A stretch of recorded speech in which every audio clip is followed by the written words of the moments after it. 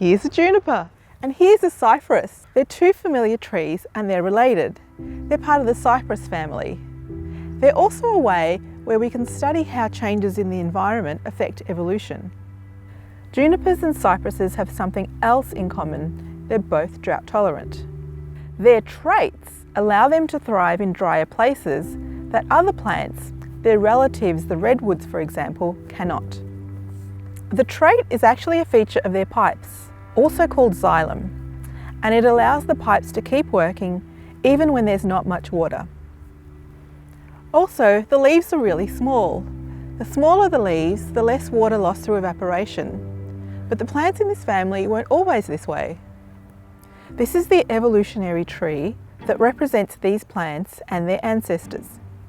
Each line of the tree represents a different type of plant in this family. Where the lines connect together tells you how long ago they became separate groups. This evolutionary tree is created by looking at fossils and DNA. For example, the drought-tolerant junipers and cypresses separated over 30 million years ago. Many new species evolved after that time.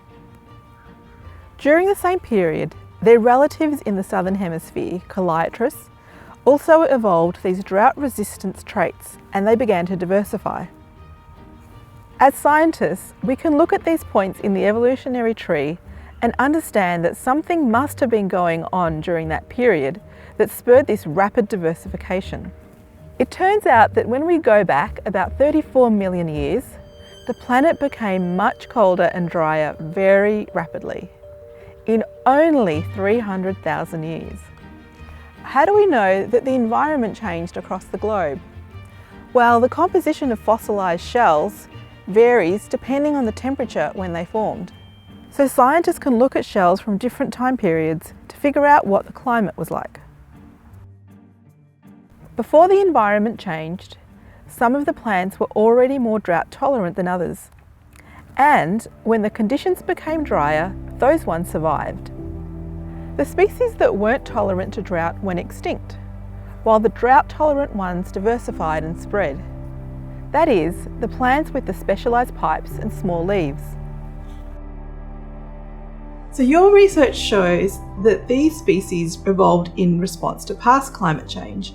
How will today's species respond to climate change? Nobody really has all the answers, because climate change is so multifaceted. We're talking about elevated temperatures, we're talking about increased fire frequency and severity, and also increased water deficit, among other potential factors. We're already seeing dieback of extremely drought-tolerant trees in the Southwest, trees like pinyon and juniper.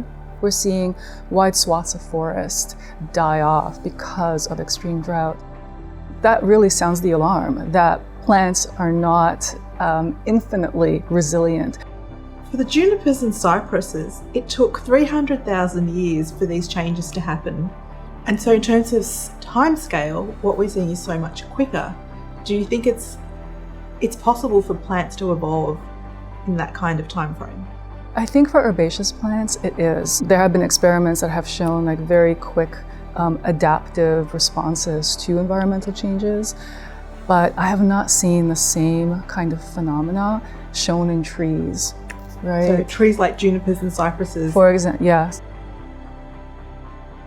So, whether changes in the environment occur naturally, as we saw millions of years ago, or because of human influences, as we see today, changes in the environment greatly affect evolution.